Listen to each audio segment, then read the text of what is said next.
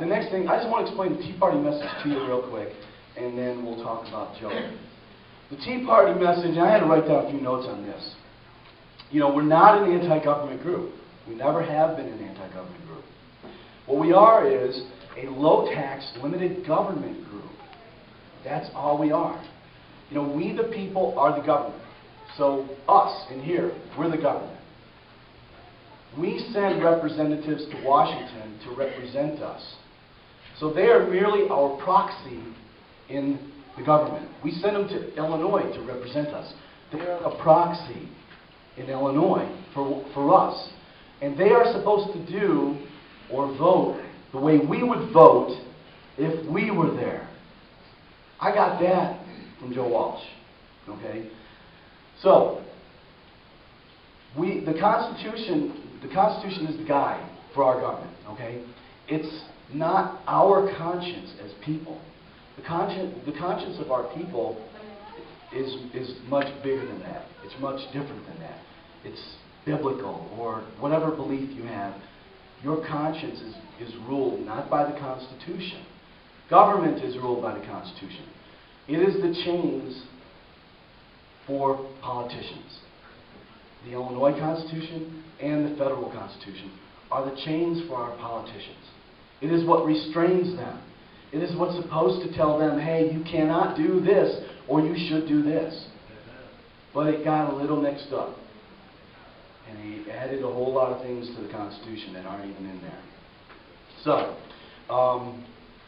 the last thing I want to say about the Tea Party is the left likes to define groups of people. Okay, so they like to define groups. But who screams the loudest and who screams first when we define them? They do. So we have fought and struggled and resisted being defined by the left. So the Tea Party definition is not about race. There is no racism involved in the Tea Party. Some people say, well, but, you oppose Barack Obama, and all of a sudden, Bush was doing the same things. No, they weren't doing the same things. Although many of us wanted to have a Tea Party during Bush's time. You know what I'm saying? We just didn't have the impetus. Okay, there was that one moment where it started, and in part it started because Barack Obama was such a stark contrast to what we really wanted. Nobody really vetted Barack Obama. They just took what he had to say, accepted it. The media put him into office. This is a guy, Barack Obama, who believes that babies can be killed after they're born during a botched abortion. Those are the kind of things that caused us to oppose him. Okay? Now, although abortion is not an issue in the Tea Party, those are the kind of issues that caused us to have such a visceral backlash to him. Okay, my time is up, so I'm going to introduce Joe, and then I'll come back and I have a few more announcements to make. So my first encounter with Joe Walsh was the Palatine Tea Party asked me to have him come and speak at the Tea Party Express. Who was at Tea Party Express? It was pretty fun. So they asked me to have him come speak at the Tea Party Express, and I was like, oh my gosh, not another politician, not another guy that wants to get elected. I was thinking, whatever, because at that time, all of us were really like, oh, anti-politician, not anti-government, anti-politician. And so we talked on the phone, and he's like, David, I'm going to tell you right now, I am a Tea Party person. I was born in the Tea Party, and I will be a Tea Party person in government. I was like, okay, all right. And, I'd heard that, okay? I'd heard that a lot. But I was like, you know what? My friends at the Palatine Tea Party encouraged me to have him come. I'm going to have him come and speak at the Tea Party Express. And you know what? There's not been one day where I regretted that decision. Sometimes, and this is going to sound kind of dramatic and corny, but sometimes Joe Walsh is my William Wallace. Okay? Joe Walsh has been the representative of the Tea Party who has stuck to our principles in Congress. And if we had 435 Tea Party congressmen, guess what? We wouldn't be here. So, without further ado, I would like to introduce my good friend, a guy that I love and adore and respect, Congressman Joe Walsh.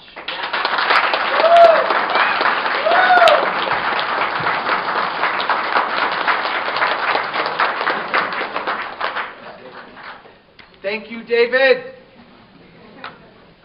No microphone for me.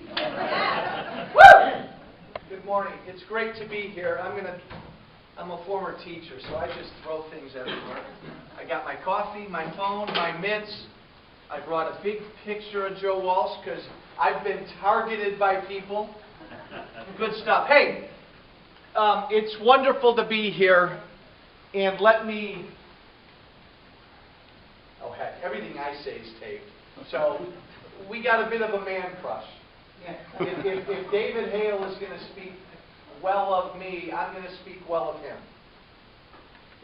I've been in Congress now for about a year and a couple of months. And David's right.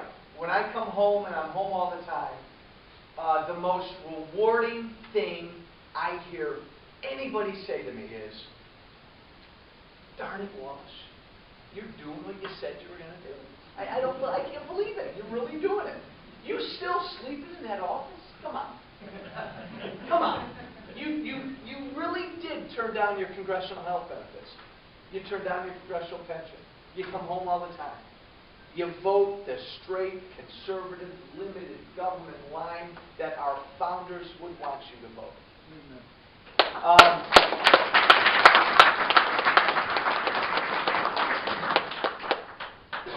It must be so hard. How do you do that? It's not hard. It's not hard. Because when I go to sleep every night in that godforsaken town of Washington, D.C., on a very uncomfortable Aero mattress on my floor, I think about him. Now, hold on. Wait, time out. Cut the tape. It ain't the mattress, I don't get a lot of sleep. I think about Hale. I think about any number of people throughout that campaign who said to me, "I like you, Walsh. You seem like a good guy, but I don't believe a lot of what you're going to say to me because I don't trust politicians. I am sick of politicians." And even if you got a pretty good politician, the minute they step foot in that city, they're going to change. They always tell us they're going to vote this way, and they never do. They always tell us, like you're telling me, Joe, I'm a term limit guy. By the way, I am a term limit guy. I've never served more than 6 years. But the job's really nice. You get to wear that fancy pin. Everybody treats you like a king. You're going to be there for years. And so David Hale and a number of good friends during the campaign said, I don't believe it. That's been my inspiration and my motivation. This job is a pain in the rear end. I can see why a lot of people don't want to do it. And I've spent a year and a half doing my best to make enemies on both sides. My Republican establishment and the Democrats. And I've done a good job because they're both unhappy with me.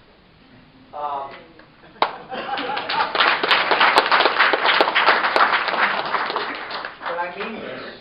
I mean this. The second compliment I'm going to give David and all of you is this.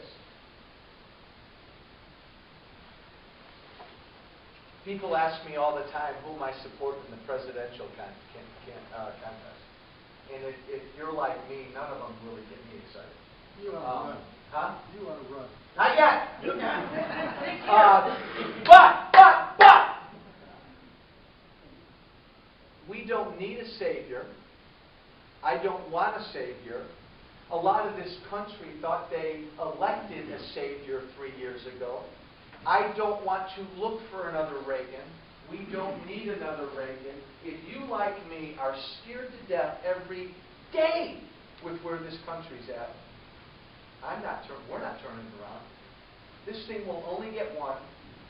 We will only get back to the kind of country our founders envisioned because of guys like David Hale and all of you. You all, and I know this is hard to believe because we're up against it, you all are going to lead this thing back. And all you want to do is elect politicians who will be your voice. We follow. Look throughout history. Look at how this country started. The movement is going to lead us back to where you are in charge of your own life. The movement is going to take Obamacare and get it off of our back. The movement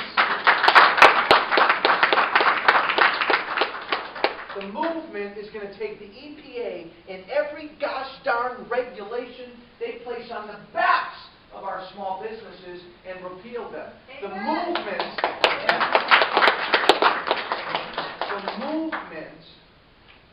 oh, pray for us, that the movement is going to get up off our backsides these next 8 or 9 months and let this president know very clearly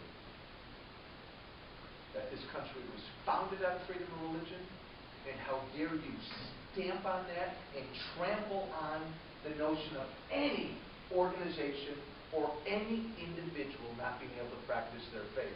The movement is going to save us from these things,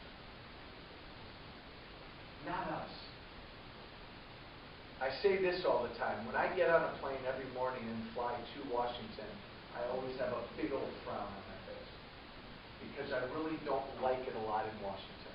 And when I'm there and I have to work there and vote on things there and fight against the debt ceiling and fight against every budget even Republicans put forward, I get pretty down and depressed. But when I get on the airplane and I fly home, I'm smiling like you wouldn't believe. And when I'm in front of folks like you all, and when I'm with a guy like David Hale, I think we can do it.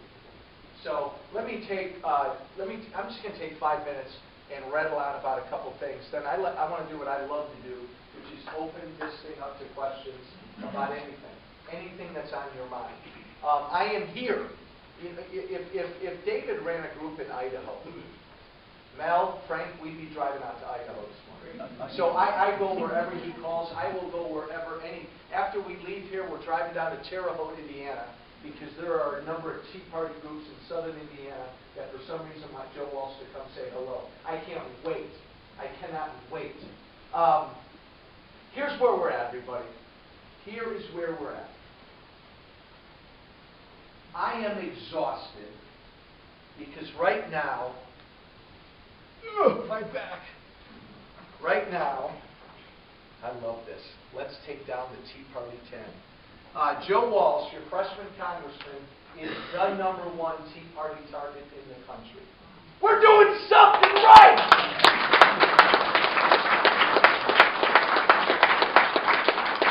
We are doing something right.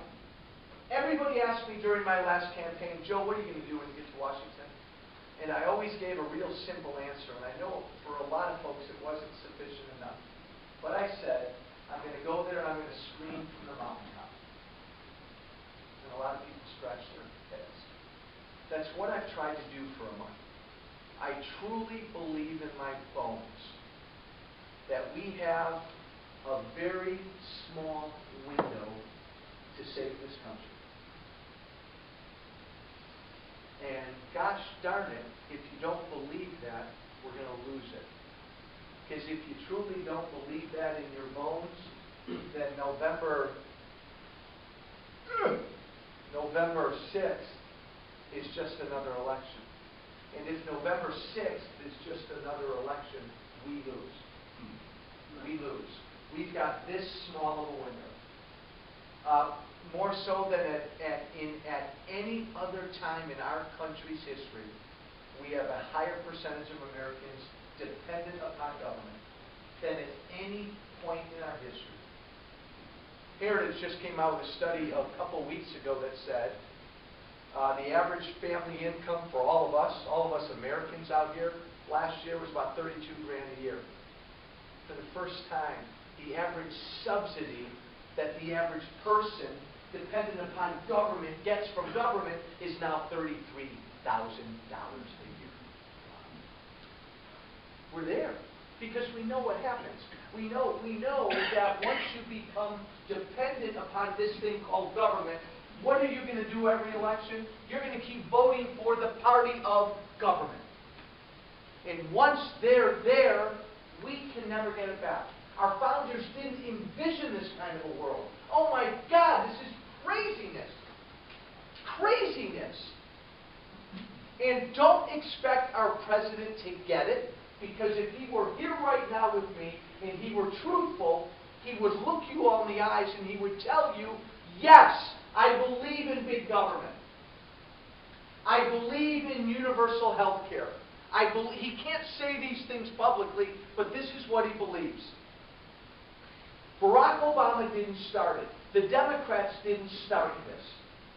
Republicans have been with it, have been there with Democrats every step of the way the last 20, 30, 40, 50, 60 years as we've grown this thing called government, and we've shrunk our freedom and our decision-making ability. This is not surprising. And it's really easy to hit Barack Obama. And Lord knows I do it all the time. But that's easy.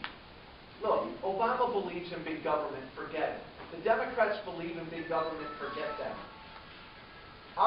That could be the president.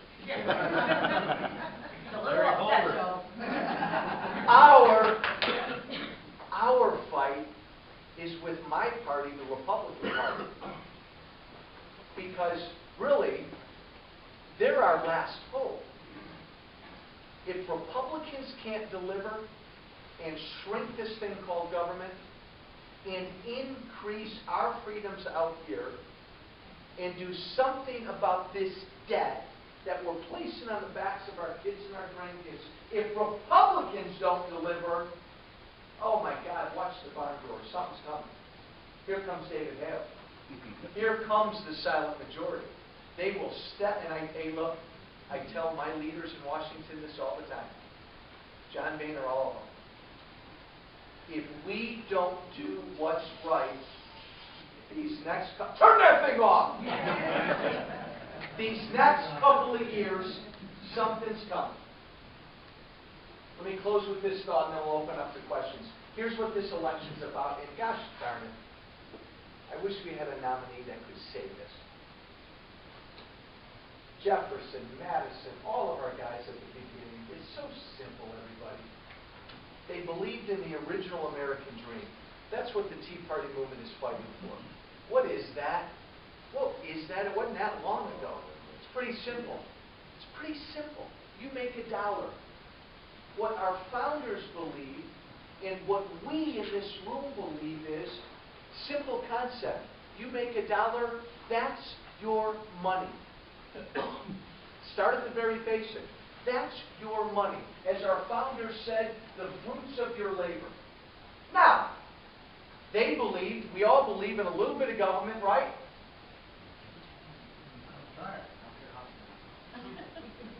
We need a little bit of government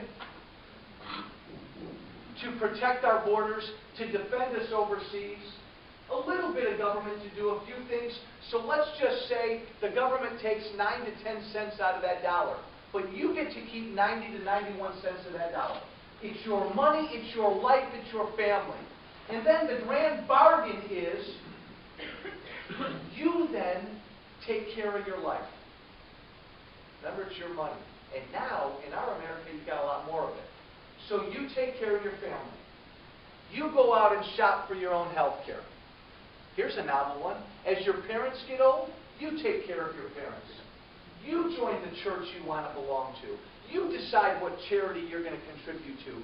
You take care of Rockford and your local community. It's your money, it's your life, and folks, it's your responsibility. That's what this country was founded on, and for the first 140 or 50 years, that's how we live. But back at the beginning of the last century and all the way to right now, a different American dream has been created. And this president is just the poster child for it. He's an accidental president. his America, his American dream is this. And this is what we're fighting against. That dollar you made, and I hear this in Washington, it's really not your money. I'll let you keep some of it. But this thing called government now is going to take about 60 to 64 cents of it. You get to keep the rest for now. But then we give the government this money, and the government will take care of everything. The government will make sure that we can buy a home. The government will take care of our health care. The government will take care of our parents as they get old. The government will regulate those businesses to make sure they act properly. And on and on and on. That, folks, is the America we live in right now. Democrats believe in that America. Republicans have been too weak and too forgetful to fight for the America this country was founded on. And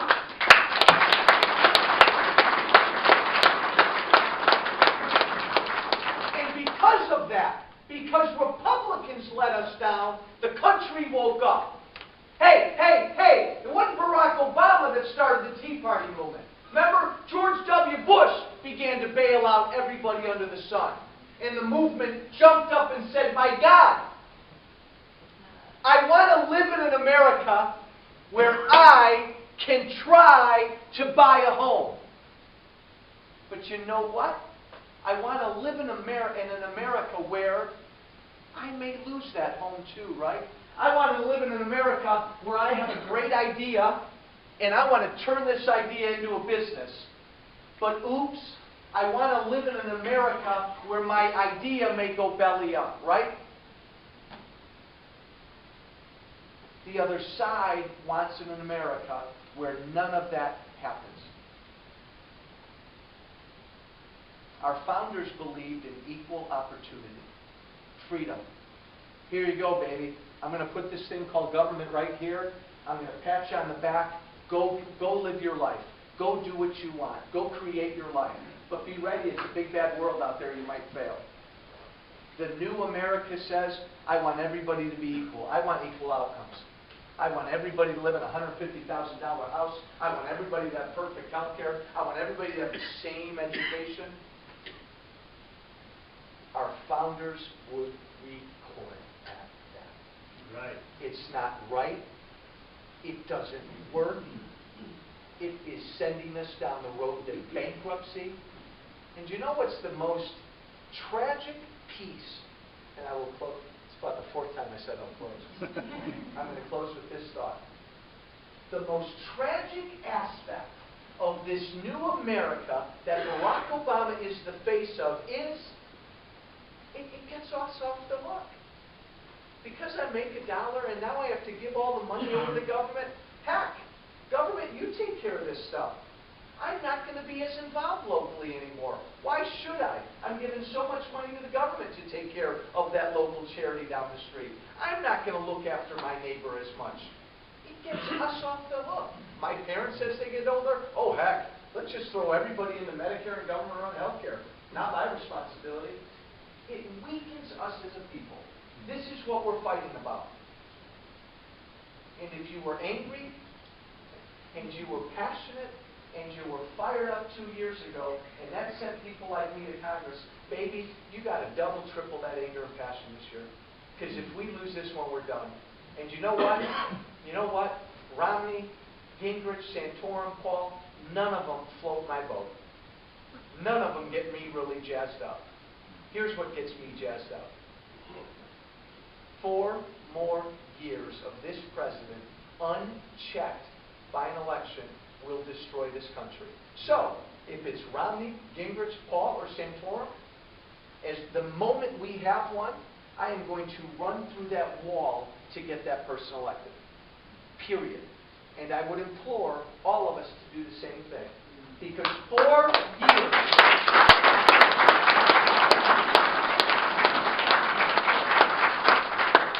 4 years of this president, not constrained by another election, will destroy this this country. Folks, 14, 15 illegal immigrants in this country, what do you think he wants to do with them if he can? Register them all. This is just the beginning. This is what we're up against. This is why you got to stay as passionate as you can stay. I will stop there.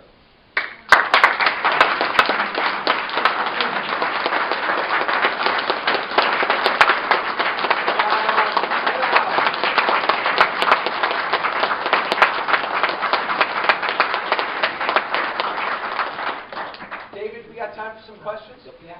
Open it up, guys, about anything. Yes, sir. In the last couple of weeks, with the Obama government coming forward and fighting for the conscience of the religious sector, and now we see this last week, just a couple of days ago, there was a committee meeting with priests from different religions trying to get this stopped somehow. And then outside of the White House, there was ministers that were praying on the sidewalk and arrested. And I'm trying to, I see this on the internet and I see the video, and I'm trying to think in my mind, how am I going to tell my wife I'm going to Washington to get arrested? Because all Christians should be doing this. They should be standing up, they should be going down somewhere. I don't care if it's over here at the Georgie building. He was a friend of mine back in the day with us. But we need to start standing up, like you say. We need to start doing something. What are they talking about in Washington with senators, congressmen? What are they doing to stop this battle for the conscience? Thank you. Couple quickies, because I want to get to as many questions as I can. We had a great hearing a couple of days ago. A rabbi, a Catholic bishop, a Protestant minister, 4 or 5 religious, and you know, the knucklehead dabs. All they can think about is this is about women and this is about contraception. Imagine for a moment you're a Muslim-run hospital and you don't want to serve pork or a certain food in your hospital cafeteria because it goes against your religious beliefs. Do you want the government stepping in and forcing them? Imagine that because of your religious beliefs, you don't want to be drafted and fight a war. Do you want your government stepping in and forcing that man or woman to fight? This isn't about women. This isn't about contraception. This is about the first freedom in the First Amendment. And this president is stepping all over it. I think that it's going to be fought as hard as we can legally, and I think we'll prevail. But the bigger issue to me is, why is this president doing this? And to him, it has nothing to do with freedom or nothing to do with religion. Folks, it's about, please be with me on this. It's about Obamacare. It's about government-run control. The moment we passed that law 2 years ago, we ceded control of our lives over to the government. This is just the start.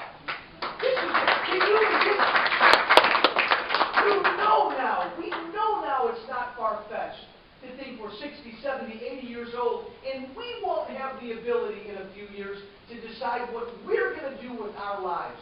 We know that's coming. This is why Obamacare, hold on, sir, Obamacare should be the issue in this election. We know premiums are going through the roof. We know we're losing family doctors every day. We know small business isn't hiring because of Obamacare. The list goes on and on.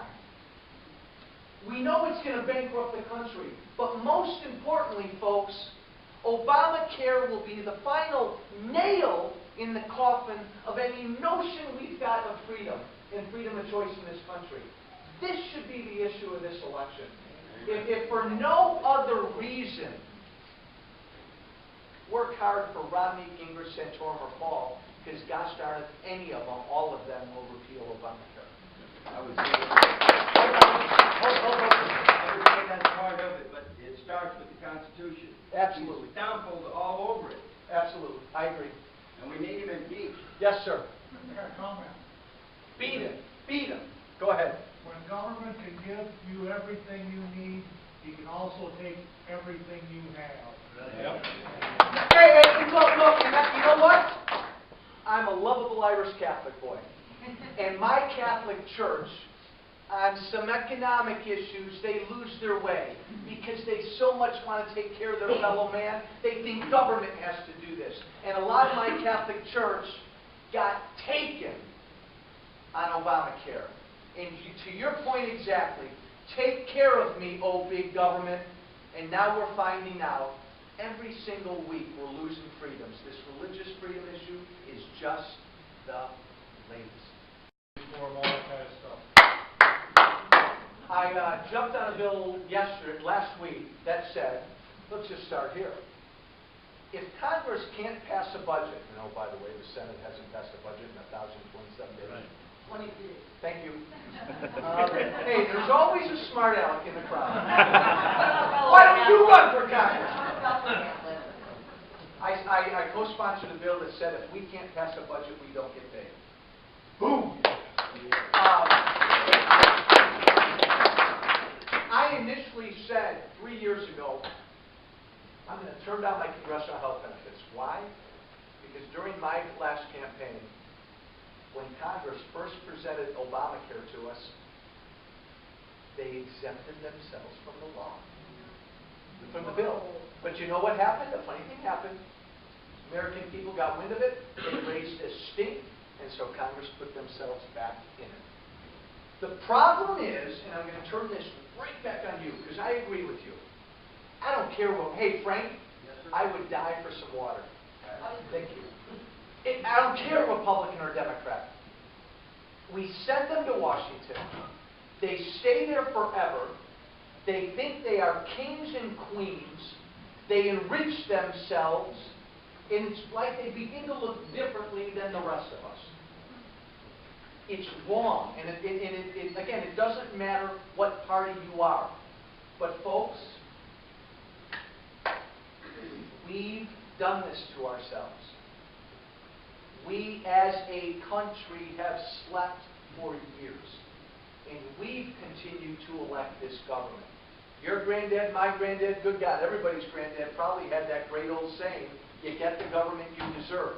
Well, baby, we got the government we deserve because we haven't paid attention. And we've elected men and women who think they're better than us. We've elected men and women who have totally flipped around the equation. I hold more town halls than any member of Congress. Why? I got a big mouth. I like to talk. Because it reminds me every day and every week what the equation is.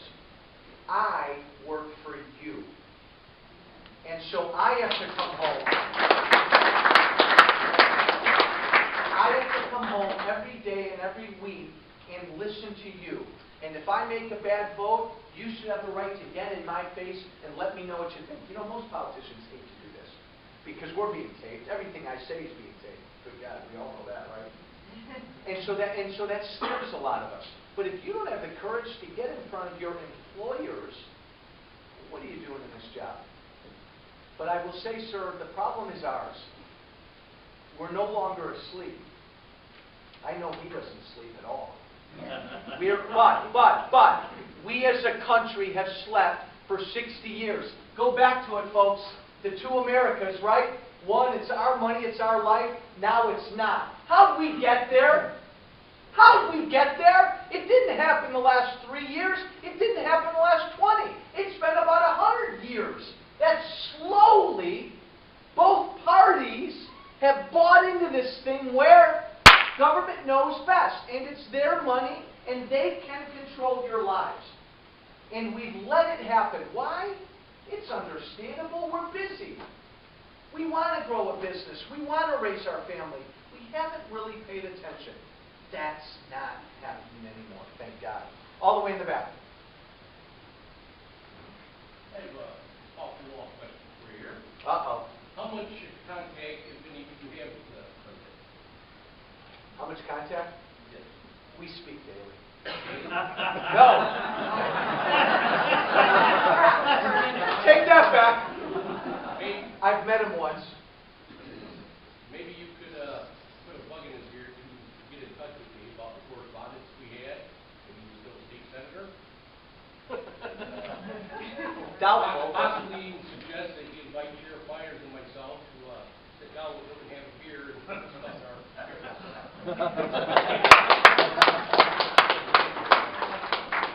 One quick important point, and I've gotten in a lot of trouble because I've been very outspoken in what I think of this president. So be careful and let me say my piece. You may disagree with me, and that's fine. I don't think anybody voted for him based on anything he had done. He really hadn't done anything. I think very few people voted for him based on anything he said. I think we all voted for him, people voted for him based on who he was. A historic figure, our first black president, made the country feel good about ourselves. Now it helped that John McCain was about 142 years old. It helped that McCain had no clue as to what the original America was. We were sick of W, we were sick of the war, the economy was tanking, all that helped. But look, folks, you got to be honest with yourself. He was elected because he's a historic figure. Shame on us. As a country, we let our guard down. And we did not look at him and vet him like we normally do. This country that we love has arrived racially, and we don't like to talk racially. I will, I don't know any better.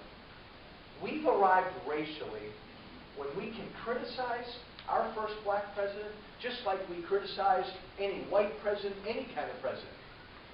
If we can't criticize this president because of his race, shame on us. And if you are a God-fearing man or woman, and I know you are, besides your family, say prayers every night for whoever the Republican nominee is going to be. Because this media is so vested in getting this president elected. Romney, Gingrich, Santorum, Paul, whoever it is, they're going to go after with everything they've got. It's hard. Say a prayer for that Republican nominee. I was wondering, in Los Angeles, they have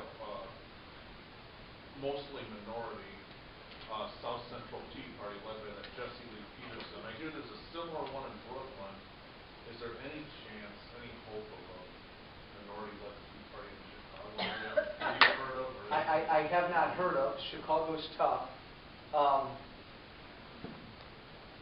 Thank you. Here's our fight. That's why this is so hard, and that's why, guys, again, I'm Irish Catholic. I usually like to walk around with a big old smile on my face. I'm scared to death. I'm scared to death because we're really close to losing it forever. You got about 35% of the American voting population that's going to vote for Obama even if he's not breathing. You got 35% of the population that's going to vote for the Republican even if he's not breathing. You got a lot of people in the middle, about 35% that are independent, moderate. I don't know what that means. They're distracted, they're busy, they don't pay attention, whatever. So many of these people over here who are going to vote for Obama no matter what, they're already tied to government. Look what's going on up in Wisconsin. Look what's going on over in Greece. I think it's wonderful. I think it's wonderful because the country has woken up and said, wait a minute, we're broke. Wait a minute, oh my God, I don't want to put all this debt on the backs of my kids and my grandkids. We need to look at some of these public pensions. Don't you touch my benefits! Don't you dare touch my benefits! I think it's wonderful. If I could snap my fingers tomorrow and enact one public policy, it would be the policy that I love the most. School choice school vouchers. Give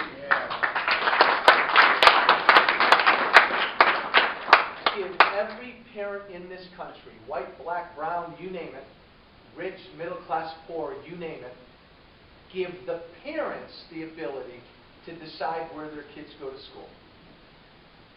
Public, private, religious, home, home, and let our tax dollars, because again, we all believe in a little bit of tax dollars, let those tax dollars, we all do want good schools, follow the parents' decision.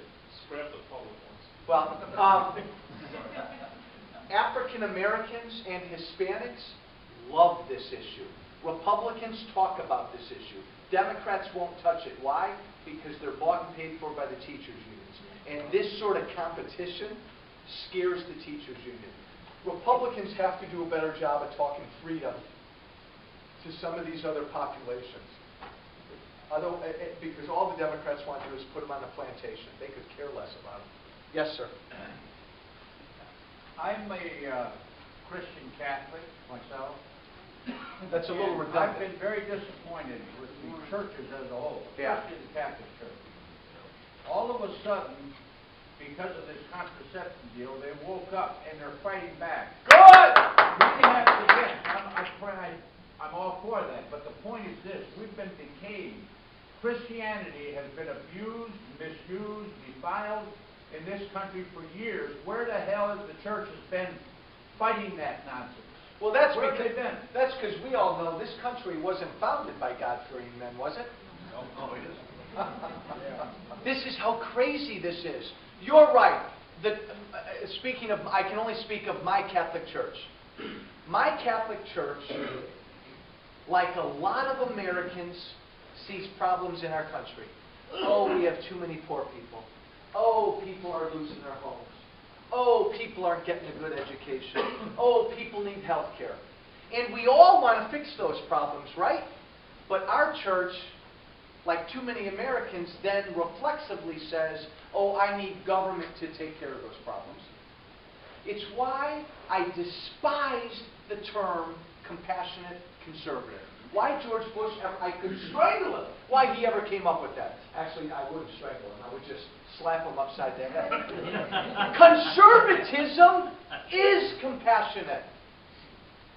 Giving you the power to, on your own, take care of your fellow man. That we know is the right way to do it. That's the more compassionate way to do it. The Catholic Church on economic issues is too susceptible to big government solutions. I hope you're right that this has woken them up. David, you cut me off anytime. We got time to talk about Right, it's all based upon how much more time you have. I've got to leave to drive to Terre Haute in about 10 minutes. Okay, so what I'd like to do is just have one more question, and then I just had a quick question. So one more question. And I then, can't turn that down. yeah, and then we'll wrap it up. See, I'm a sucker for anybody who smiles and waves. Oh, did you have a question? I want to know, are you running again for the next election in 2012? And what are you doing? Here you are talking to us. What am I doing in Rockford? Yeah. David called. It's not more complicated than that. No. Here, look. We all know that in Illinois, the Democrats controlled redistricting. And what they did to each one of us Republicans is this. They either paired us up with another fellow Republican, or they made our districts a lot more Democrat. I live in McHenry. They paired me up with another freshman Republican, a guy named Randy Holtman.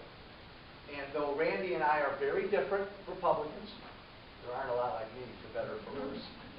At the end of the day, it did not feel right to me to run against another Republican, especially one like Randy, who's sort of conservative.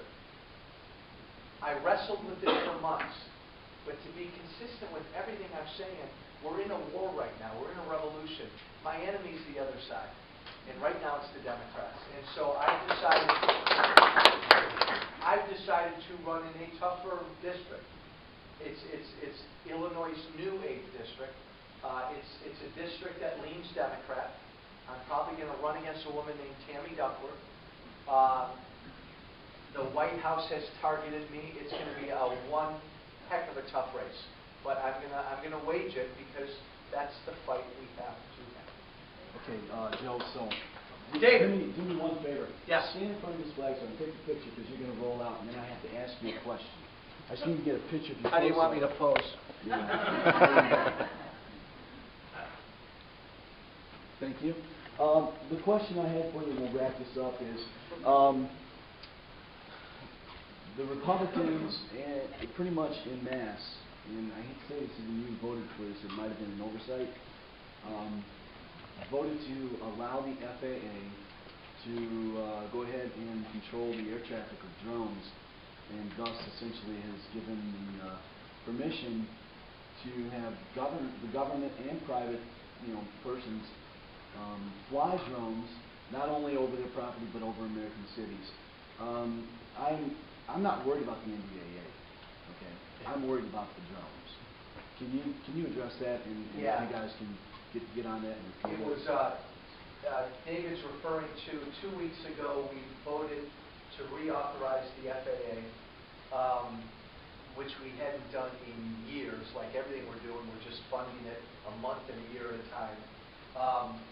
It was a good bill in a couple respects. A big bill that actually cut spending, which was good, and it brought in this new technology which will finally upgrade our planes as they take off and land and bring us up into the 21st century.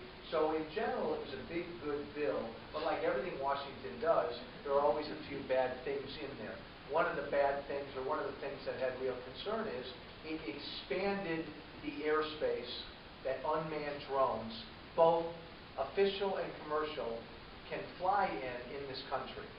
And right now, we all know that when it comes to military and a lot of local agencies, they've been using this technology here over our airspace for a few years. This would expand that airspace, and it would also allow commercial.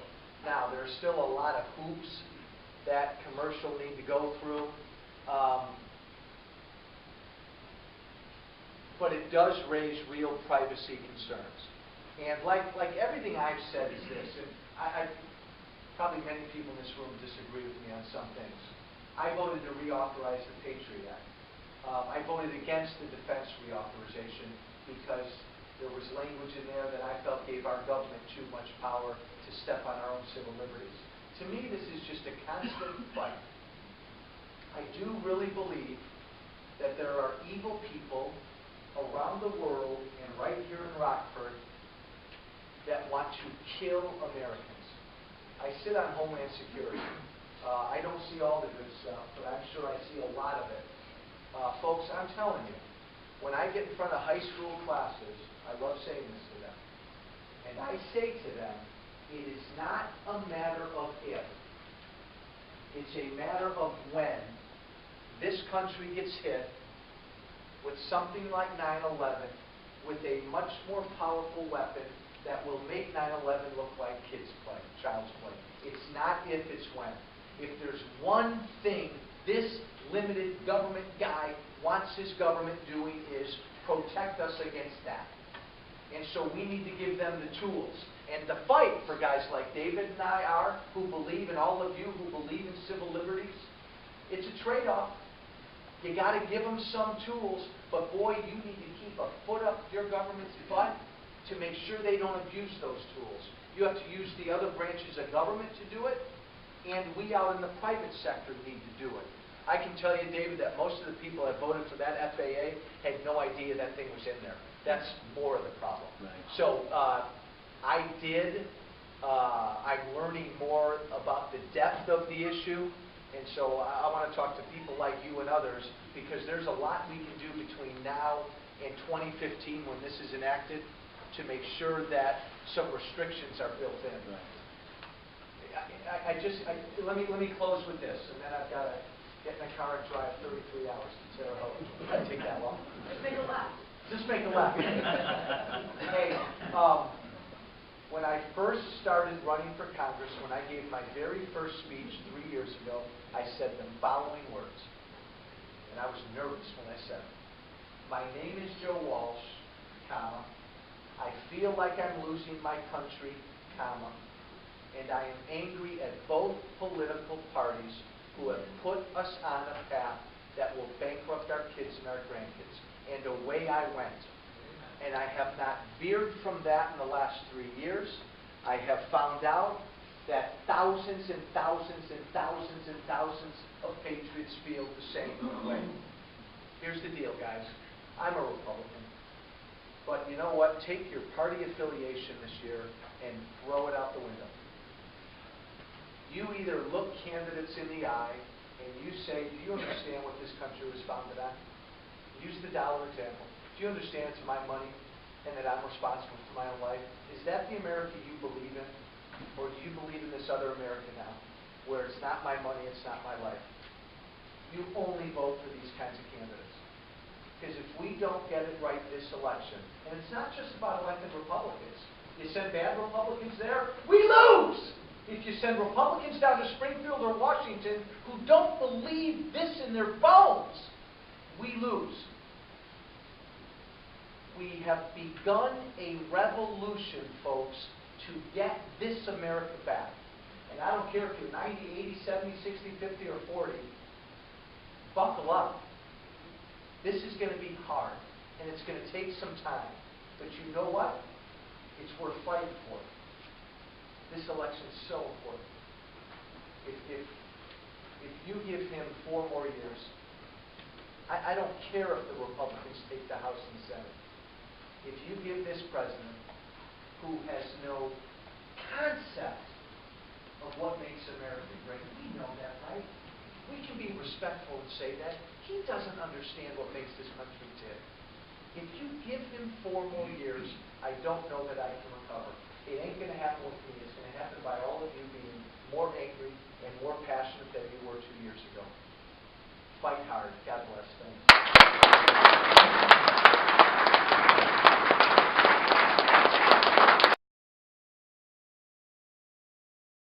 District 2, which is the northwest corner of Winnebago County. I'm from Sherwin Township. Been out there nearly 40 years now. I have a one horse business there. I grow trees for a living, grow and plant trees, as I have done for I don't know how many years. And I don't depend on any government subsidies or government welfare. I've done this on my own for that many years, and how to say so. Thank you, David. Thank you again. I'm Gary Jury. Many of you know me from 2 years ago when you supported me, and I ran against the 40-year veteran, and I'm proud to say we sent him to Florida. I'm a United States Army veteran. I served 1967, 68, 69. I raised my hand in support to defend the Constitution of the United States. I've done it, and I'm now in public service to see that we live within our union. And I think we've been on the county board. I think we've done that. I think if you really look at your tax bill, take your tax bill, look at the number of dollars you pay the county, and the number of dollars you pay the school district, the city of Rockford, or wherever you live, and you're going to find out that we run a limited government, and we've reduced the government in the last 4 years from a $221 million budget to $181 million. We've reduced the number of employees, and we have a balanced budget and an excellent president. Gary, what district are you in? District 7. District 7. And thanks. Thanks, Gary. My name is Mark Gasparini. I'm the Republican representative from District 1. I've been married for 20 years. I've got 5 children. Happy to hear speak with you today. I'm happy to answer all of your questions. I'll yield my time if this Gary understands this time. Thank you, Mark. Hello, everybody. My name is John Sweeney. I represent currently the 14th County Board District, soon to be the 16th, which is roughly the area by Holy Family Church, Edward Shopping Center, across the street from the high school, and down the state. And anyway, it's a big area. But on the county board, a lot of what Gary said is what I would say about our fiscal stewardship, which I think is really good. I had the honor of being elected by my peers to be the Republican caucus chairman, which 19 Republicans in the caucus, 20 members on the county board, which simply just makes me somewhat of a leader among equals, but I try my best to at least ensure that the debate of issues and things like that always occur in a good, every equal-filled manner, and I'm proud to say I can. Thanks, John. I'm John Guevara, represent the 13th district, running for the 19th district, which is right here, up the riverside, over across the river to Alpine, more or less kind of moves around. Districts are always fun and wonderful things to kind of see the maps and everything else. There were 3 folks who, other than my family, who always believe in me, who believed that I had a shot against the Democrat minority leader, plumbers and pipe fitters business agent, in the race the last time when I came to you and said, look, I just want to make a difference. Trust my judgment, trust my awareness, trust the fact that I'm going to look at every point and every issue. And that was Mr. Sweeney, Mr. Herman, and Mr. Hip. And I want to thank them for their faith, thank them for their support, and thank you for your support as well.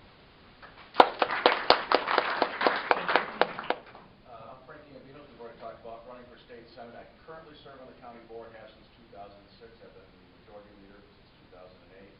The 34th State Senate District is the new open seat where Severson has been moved over to the eastern side of the 35th, leaving it open, and you can tell that the Democrats want it bad because they had to take every Democrat but 4 in town that wanted to run for it.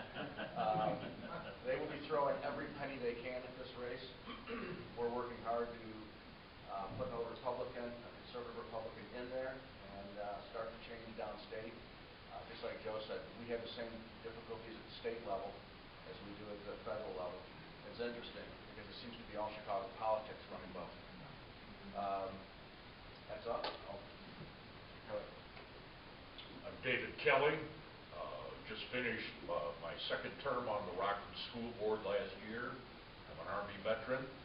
I'm running in the 9th district, which is basically the old 5th, the Pete McKay territory down, but it's basically everything south of the bypass, the Milford area, if you will.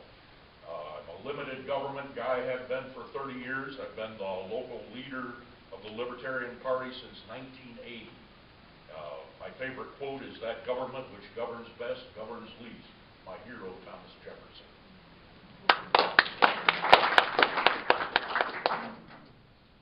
Hello, my name is Michael Clean.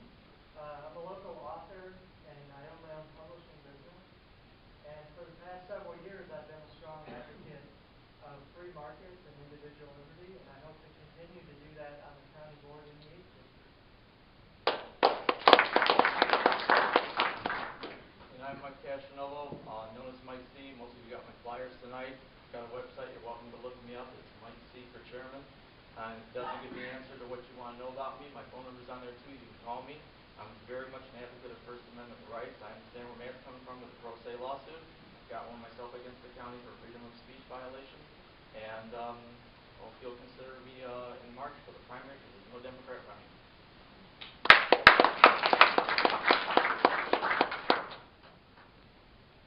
Okay, so basically what we want to do is we just want to ask them questions.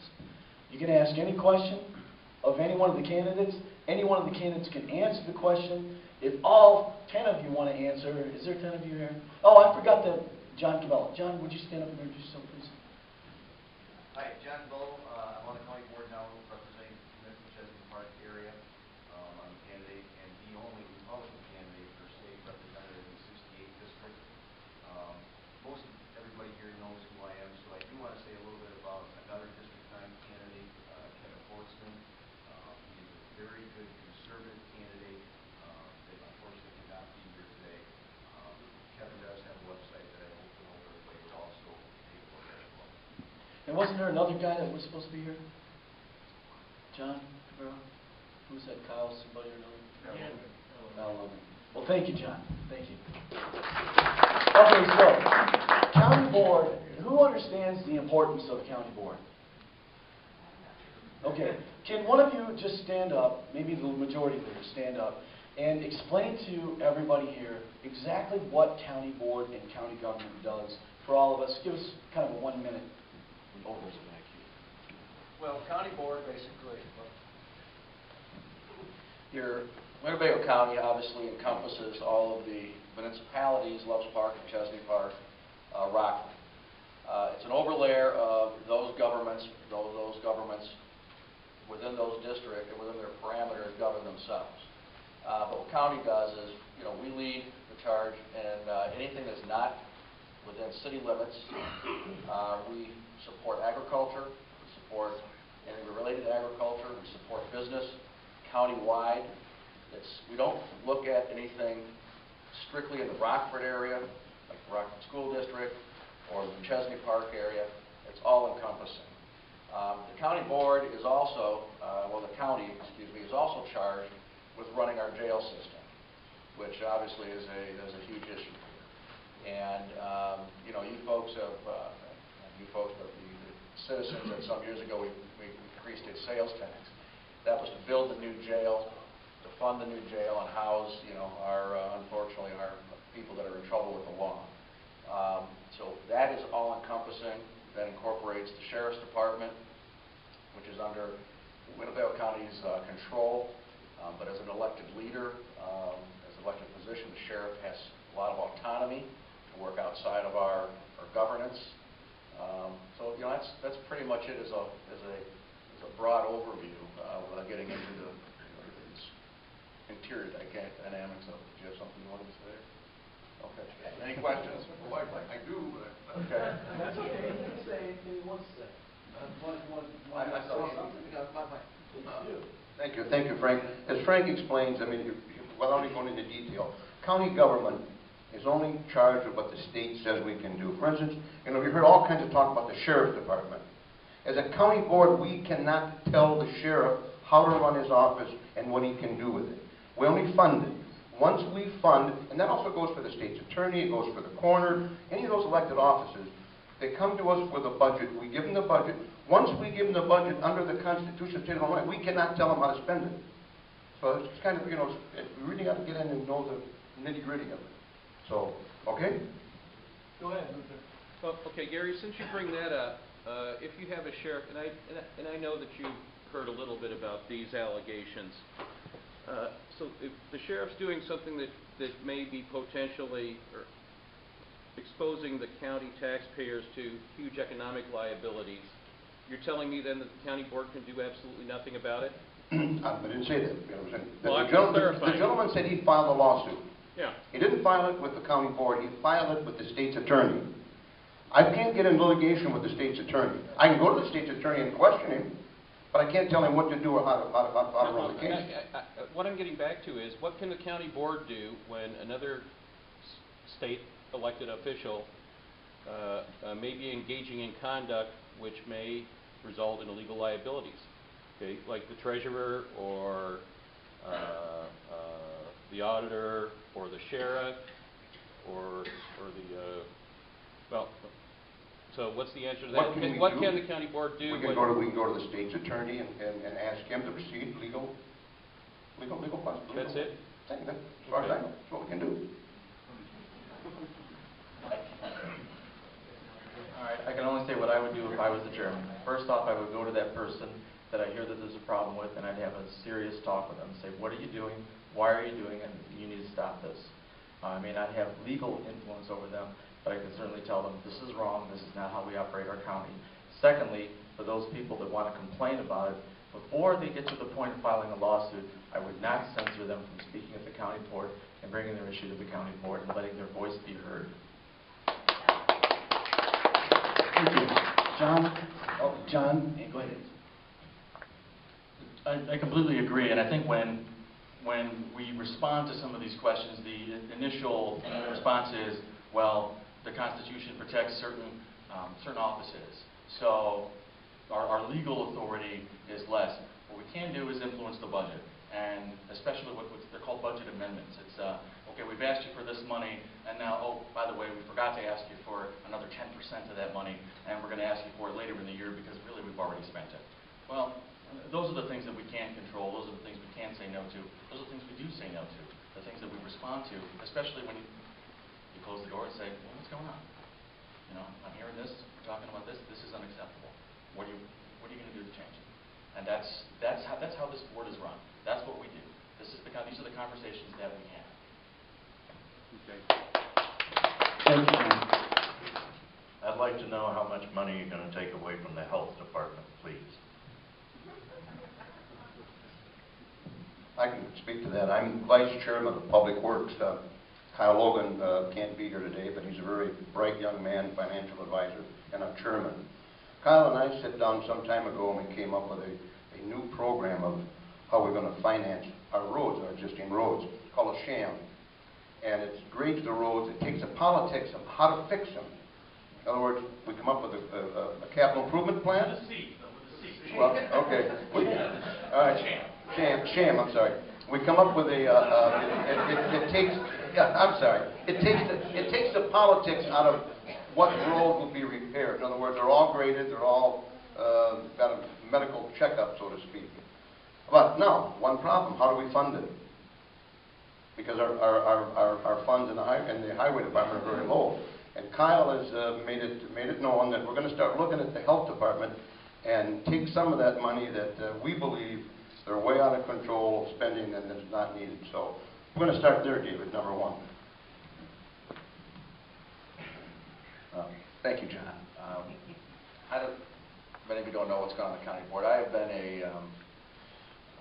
since we decided, or since it was voted on to pass the budget to purchase 555 North Court and to spend another $4 million in bond that for the health department, so that we could supposedly save money by bringing all of their spread out entities under one roof. I oppose that vehemently. I could see the writing on the wall. This was nothing more than just another layer of, taxation as well as debt that we were going to have to implement. The funny thing is that, we were told, don't worry about it, we have the revenue source, we have the revenue source. Well, immediately the state started cutting funding. Well, the revenue source was the state. So we really need to do, and what I've always suggested is, we need to get back to, on our health department, supporting those services that they need to support, that they're mandated to support, and get rid of all the ancillary services that we're doing. A very interesting thing that happened to me just 2 days ago. My daughter, who unfortunately is single, but fathers involved, had a baby. So our first grandchild. And, it was interesting. The nurse at the desk came in and said, well, are you going to get ready to sign up for public aid? That was the first question out of her mouth. I was offended at that. I was proud of my daughter, who said, absolutely not. My family and I are going to work through this, and we're not going to go on public aid. But that's the kind of thing that our health department promotes through our health organizations, to get kids and get people buying into their services so that they can continue to ask for more money from the federal and state governments, because that's how they say we have a need. And I agree with exactly what Joe Walsh said. We need to move back to the family, and we need to take care of our own.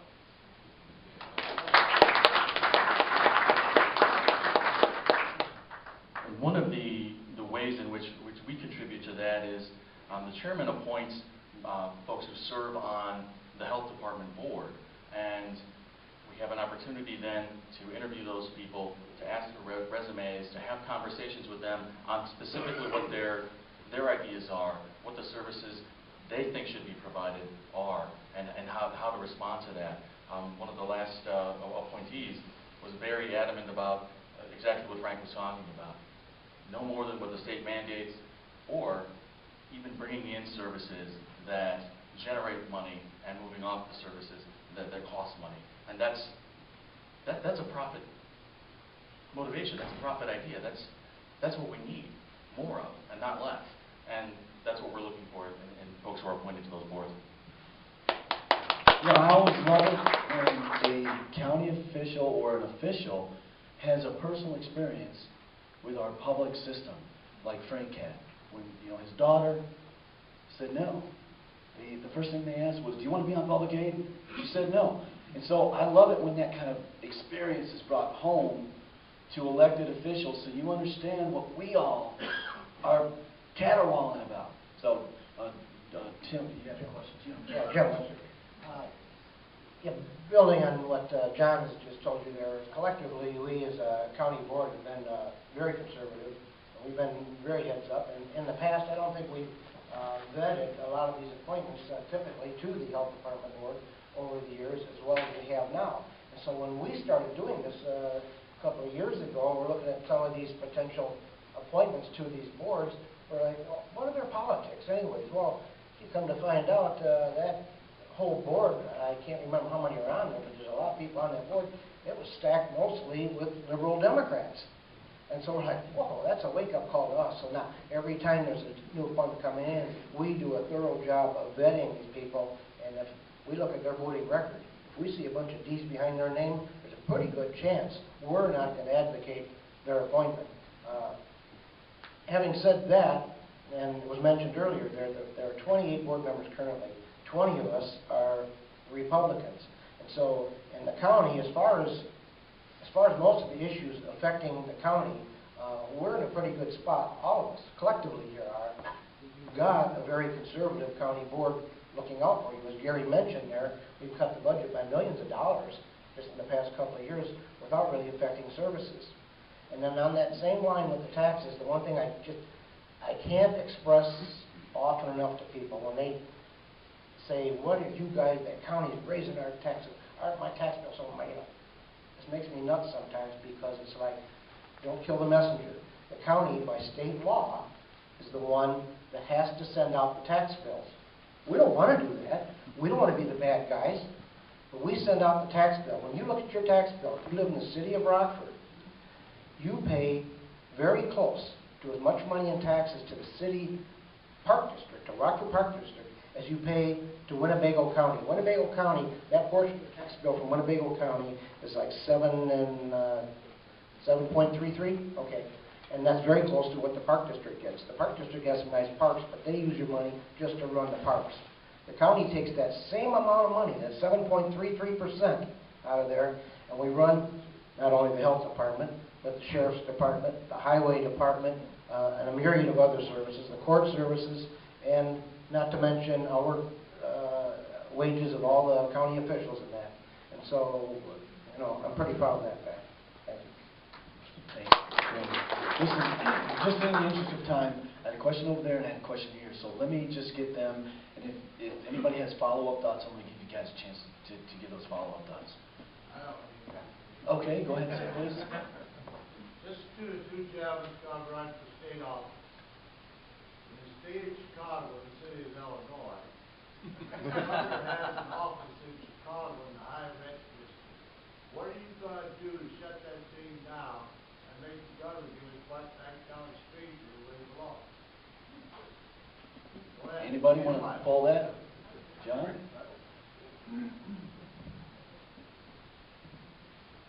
We're not going to be able to do anything about it. Because we don't have enough Republicans down in Springfield.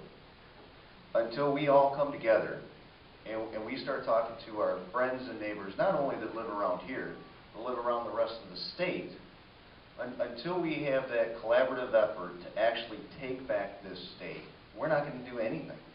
We can cry, we can, I won't say the B word, we can cry and complain all we want, but we're not going to do anything until we get that majority.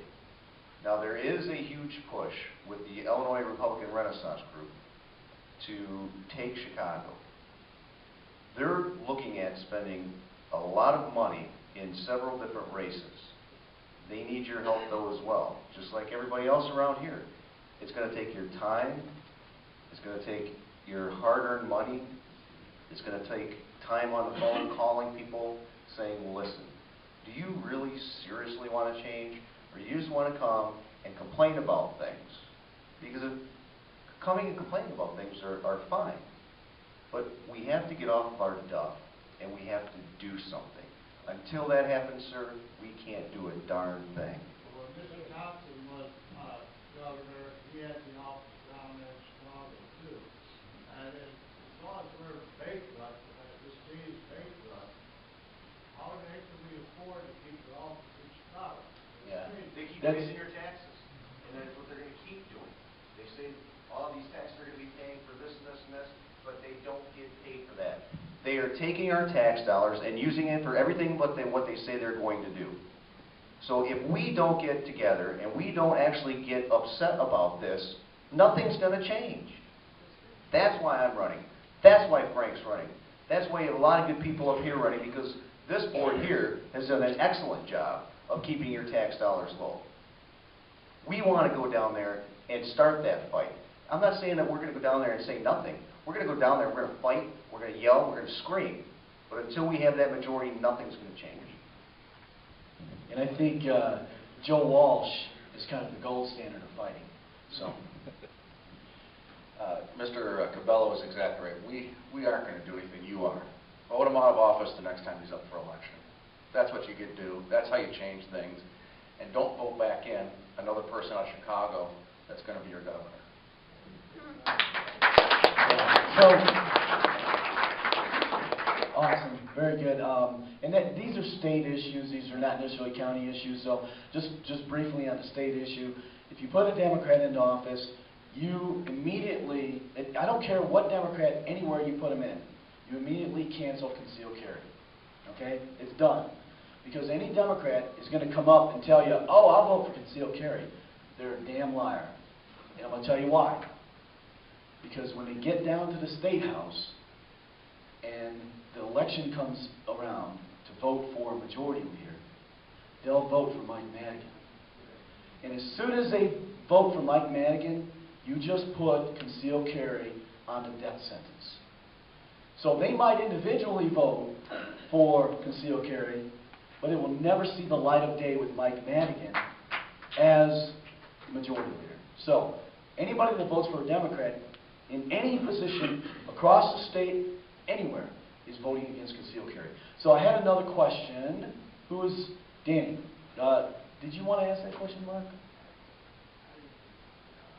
Are you sure? Okay. Then we're here. Just ask it. When we were talking about the roads, and the funding, removing funding from the health department, maybe I was too young to understand. I wasn't really into politics or stuff like that at the time, but I was under the assumption that when we decided that we were going to bring the lottery to Rockford, Illinois, that money was going to go to help with roads. If we would allow them to bring the lottery to Illinois, the money would help the roads and the schools. And I'm not sure if that money is helping the roads and the schools. I'll answer that because this is for county board. The lottery money was supposed to go to education. What happened was, when you take the lottery money and put it into education, that gives them the ability to take money away from education and put it on something else. Okay? So it's a scam. It's a shell game. Okay? So. Oh, it's a slant. Right. I got a question. So let me just, if you have specific questions for county board issues, please go ahead and bring those up. Danny? Yeah, I don't live in the county, but I have property in the county, so I'm still paying you guys. And my question is what are you guys going to do about the illegals in our county? I mean, the sheriff, he says that they arrest them as they do bad things, and they hold them over there for ICE. They get enough of them, they bust them out. What are you guys going to do to try and help us in this community? You know, there's a lot of people out of work right now in this county, and they're looking for work, and there's a lot of illegals. I retired back in '01, and I worked at four places. One was a union place, and the other three were not. And they have these illegals working in the back rooms. They got them in little storage areas. They got them in places where they're supposed to be wearing masks because they're breathing chemicals. And these people don't do it, and I go in there and I say, hey, put that on. You're going to get your brains going to go crazy. And some of them listen and some of them don't. But what are we going to do with these illegals? They're taking away a lot of jobs. Thank you, Danny. Anybody want to answer that? John? Thank you for your question. I appreciate it. First, if anybody has any information on anybody who's breaking the law, whether they're here illegally or whatever, please bring it forward. Bring it to the sheriff's department. That needs to stop. Breaking the law is breaking the law, period. And we have to put an end to it.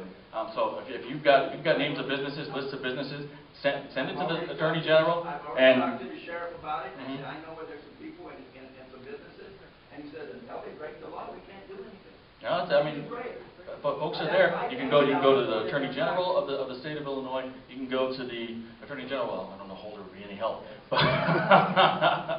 But on the second note, there have been a number of programs that ICE uses to partner with local government. Part of the problem is once you enter into those agreements, everybody is deputized to ICE and becomes subject to whatever dictate they have. So if they want you to go and help in a sting down in Will County, now you have to divert your resources. So if you've got a narcotics investigation in Rockford and trying to address crime here, that's going to be an enormous problem. So there's a federalization of this effort. There's a big government approach to this effort. That's another thing that needs to change with a new president.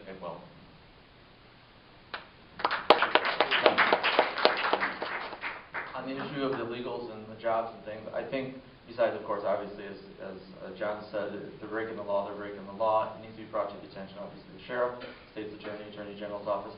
But I think as a county, we need to let the businesses know that there's repercussions for them, too. That, you're going to have to assume some of this liability and accountability if you're hiring the illegals. And I don't know what can be done legally, you don't want to threaten people, but you want to make them aware that, you know, this is frowned upon and stuff like that. And quickly getting back to your question about the roads and stuff like that, we're paying a penny extra on all our sales taxes for what's called pave the way. My version of that is patch the way. I don't think they did a job with it. I think we have a leaking sieve when it comes to the expenses and the money used for road work in this area. I think it's because of special interest groups. I think we can take care of the roads in a much better fashion if it's done properly. We talked a little bit about the health department in some of the conversation we've had. I just want to emphasize the point that as we try to influence the makeup of the health department governing board, that we are actually trying to implement or put people on there who are more in line with what we think and trying to actually clamp down on things like, you know, identifications for services and just things like that that I think would have an effect on what you're talking about.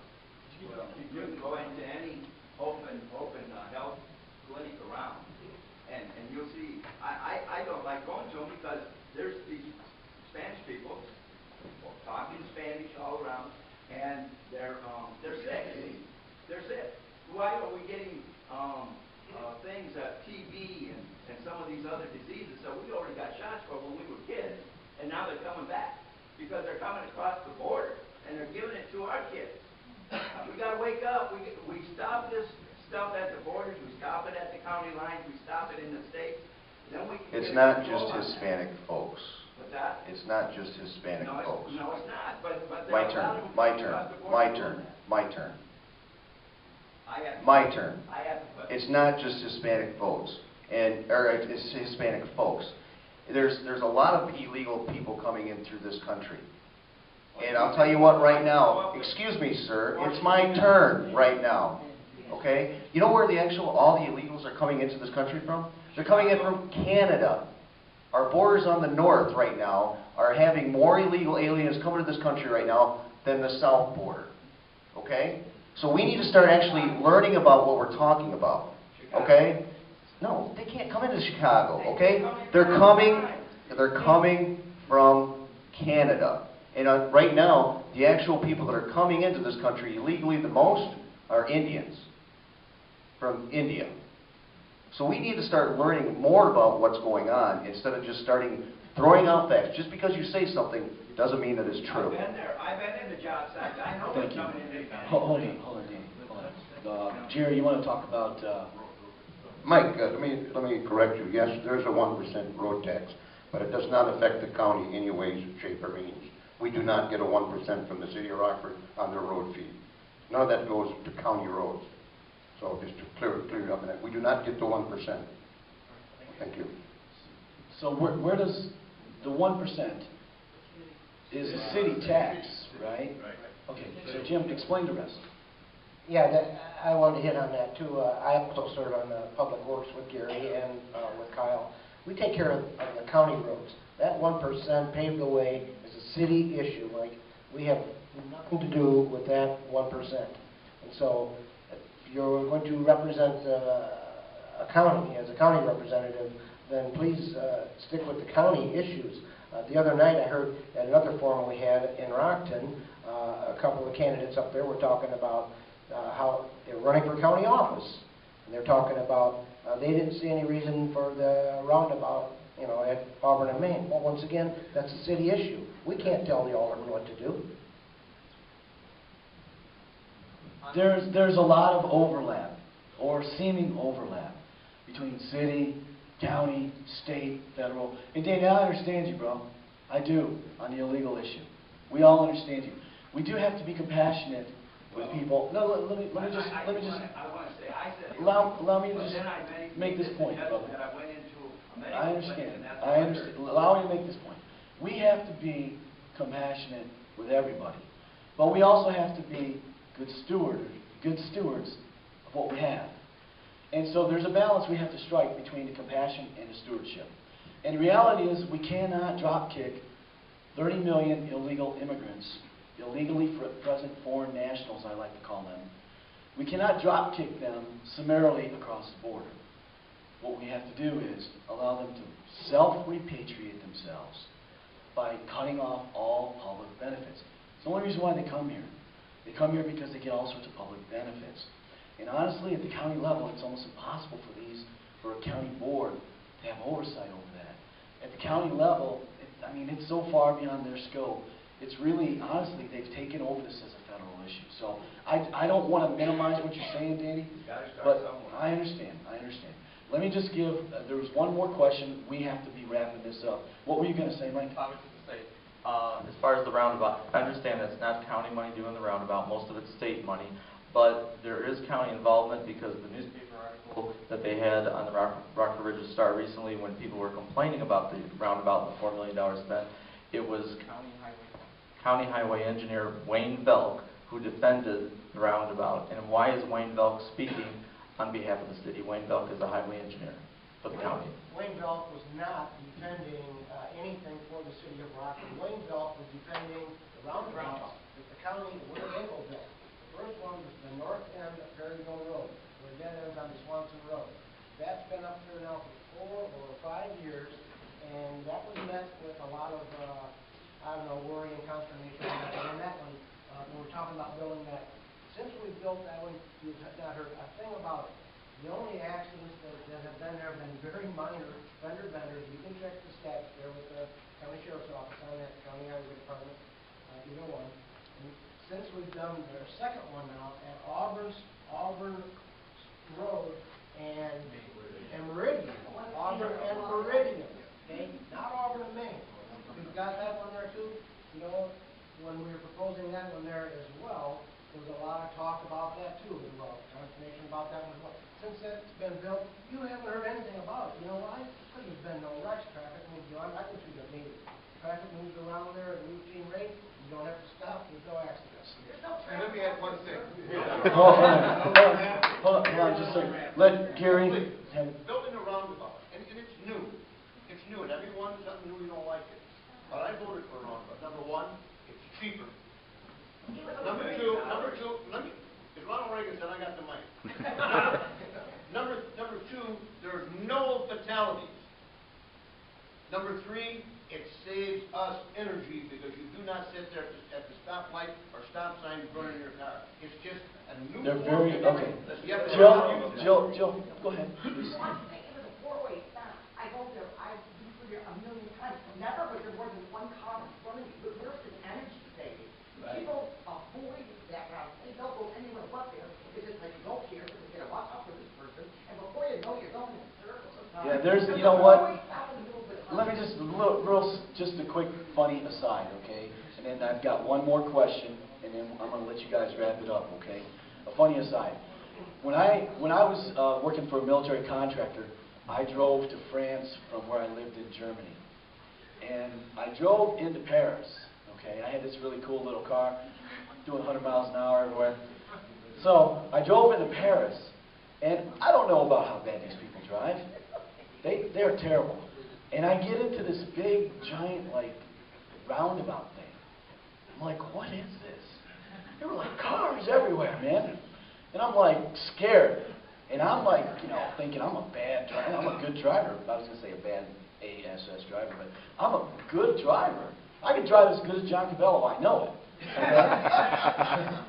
But I get into this roundabout thing, and it's like, oh, my God. I was scared, man. I got out of it and went down the side streets of Paris. So I'm not saying that roundabouts are good or bad. I don't know. It's not an issue that but I do know that Mr. Belk, in defending roundabouts, he wasn't defending the Rockford roundabout in the sense that he was having any fiscal impact.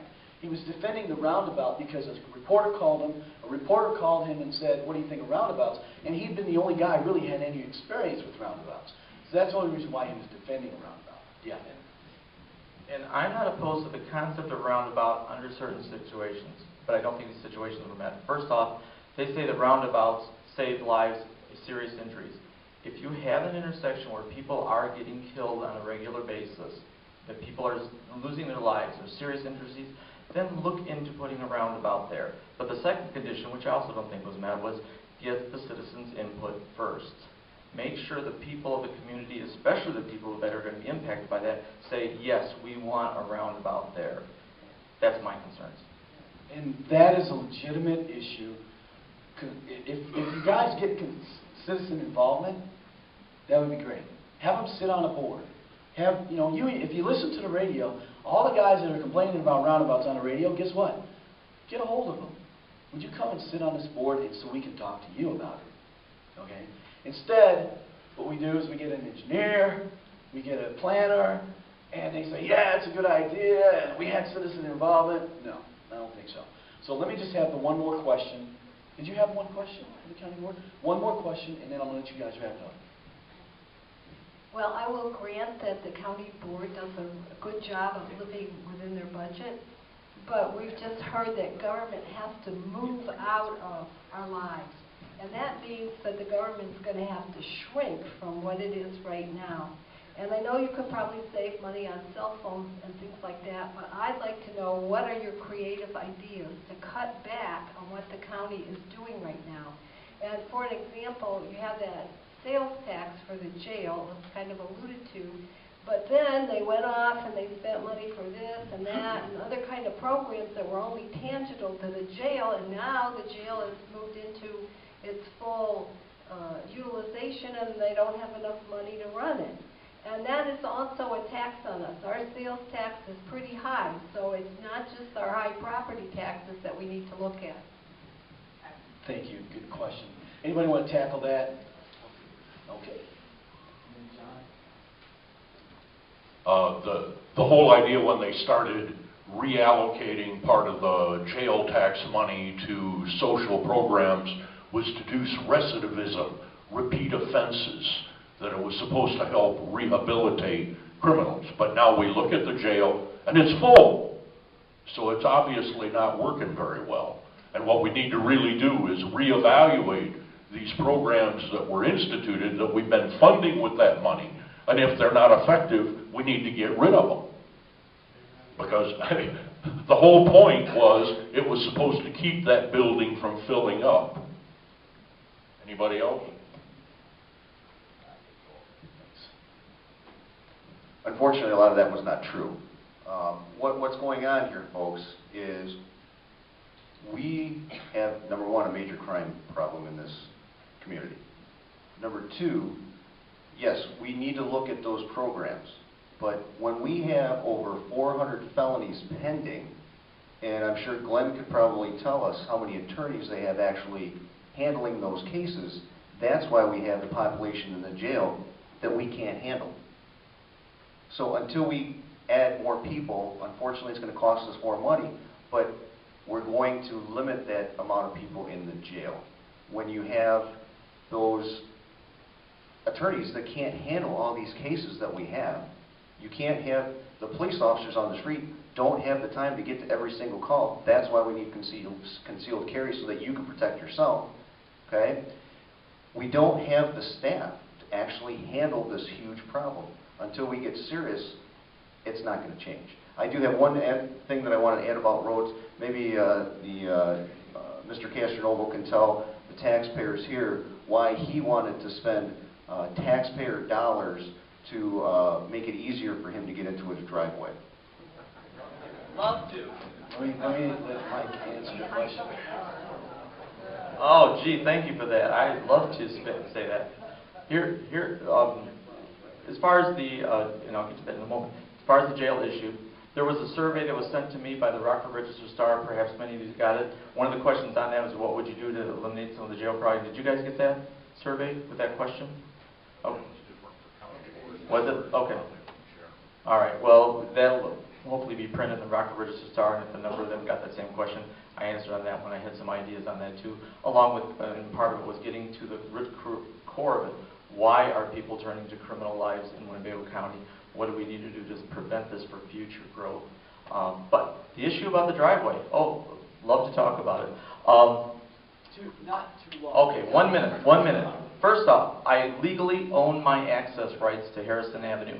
Most people don't own their access rights. I have a legal right to that. Secondly, the road, when I asked for that road opening to be left open, it was wide open. The highway department had already leveled it off. It was open. All they had to do was not block it in. The cost effectively to the county was promoted by the highway engineer, Joe Vanderwerth, as $167,000, $20,000 to $40,000, $5,000. We don't know what it'll cost. there would have been virtually no cost to the county at all had they left the opening when it was already made by the county under their other building projects.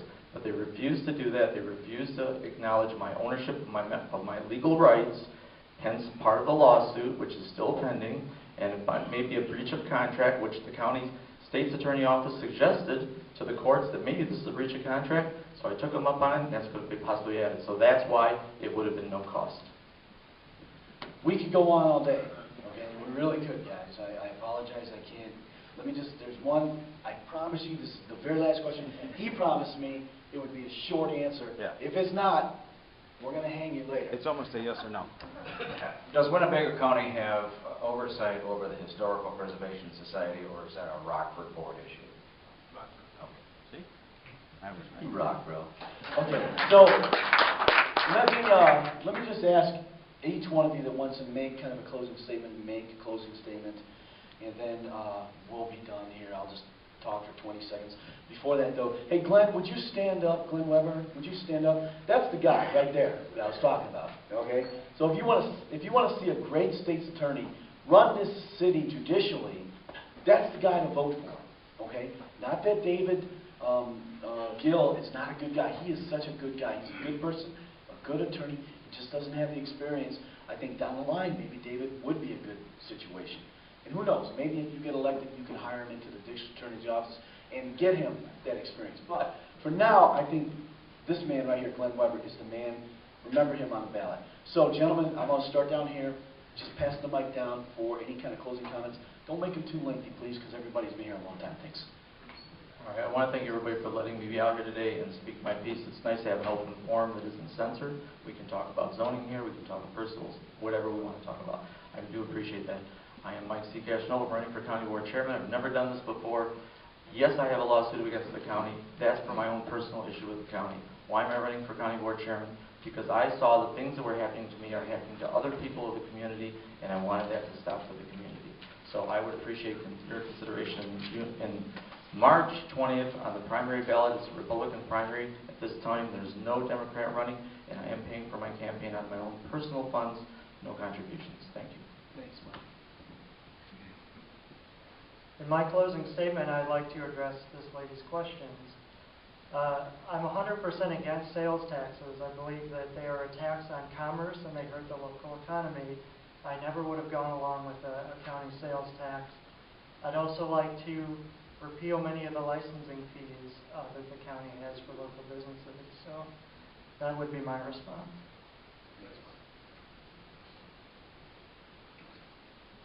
I think probably part of the way that government the growth in government has gotten out of control is something called mission creep. It originally comes from the military.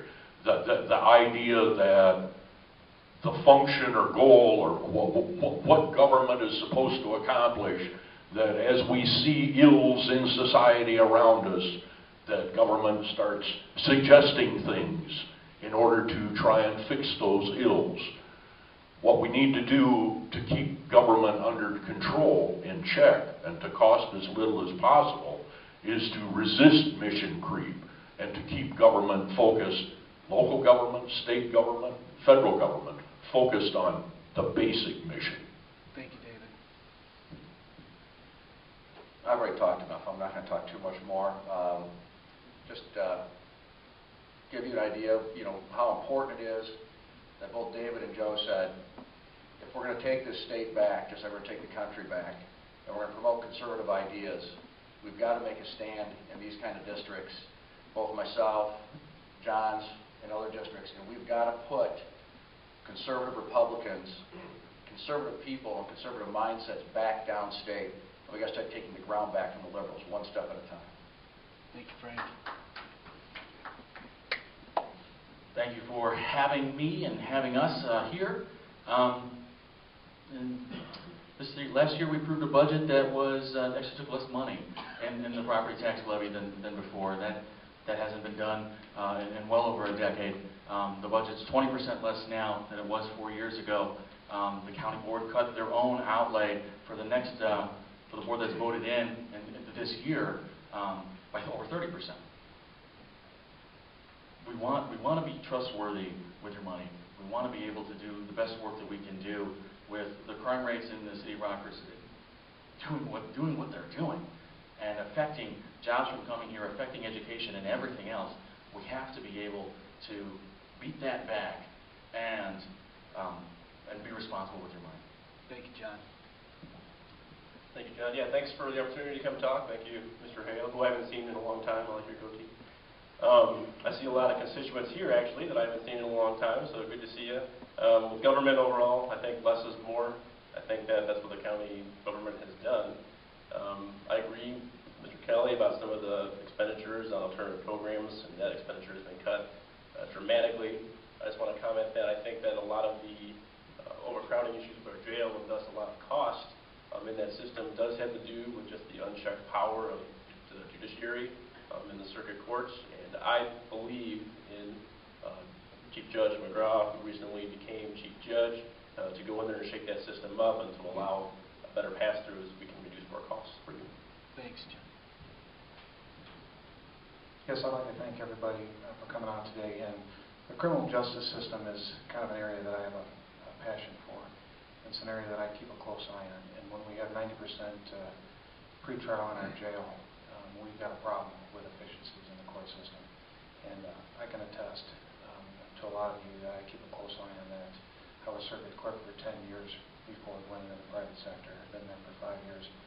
And Glenn Warwell will tell you this, that one of the problems we have with our court system is too many continuances, too many failures to appear, too many people in our court system and in our jail for too long of a period of time. So we need to increase the efficiency within our criminal justice system. How do we do that? We can talk for hours on it, and I don't want to do that today. But I can assure you that I'm working in it. I know a lot about it, and I'm keeping a close eye on that. One other thing about the fiscal conservativeness of this board. The federal government recently had a downgrade of its credit rating. The state has recently had a downgrading of its credit rating. The county of Winnebago has had its credit rating upgraded. And as John mentioned, we've reduced our budget since 2008, 2012, 18 to 20%. We've reduced the size of our government through employees by about 13%. I think that says a lot about the job that we're doing as a county board. So thank you very much. Thank you, Mark. Thank you, David, and the Tea Party. Thank you very much for being here. I'm going to be very brief. 2 years ago, I stood at this very spot and promised David Hale that I would do a job if elected. And I have my brochure from 2 years ago. And it said, eliminate pension for part-time county board members, downsize the county board. I'm happy to stand here to say that has been done. Not only on my part, from everybody sitting up here joining together, we did that. We have a young county board. I'm damn proud of them. The conservatives, they helped me get this passed. But no, somebody says, why just the county board? Well, what, the pensions? Is that a big deal? Part-time pensions. I wasn't going to say this, but my friend David Kelly mentioned his name. There was an individual that served 28 years on the county board. Every time you come up with an issue of giving an employee a raise or something that had to do with that particular issue, he'd say, public welfare, you don't need it, we don't need it at all. Then he got himself elected to be Rockford Township Highway Commissioner. I'm going to give you a little brief statement on how the pension system works. That job paid $80,000 a year. He was elected 8 years. Now, he was vested into the municipal retirement system. You know what he was able to do? He was able to go back and claim 28 years of part-time county pension, which enabled him to get almost $79,000 a year. You know who that was? That was Mr. Conservative Pete McKay.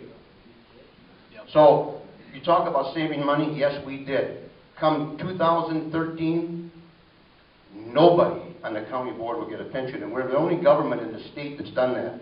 So we are leading the way for reform. Thank you. I need your support this time, one more time, and I'm finished. Thank you.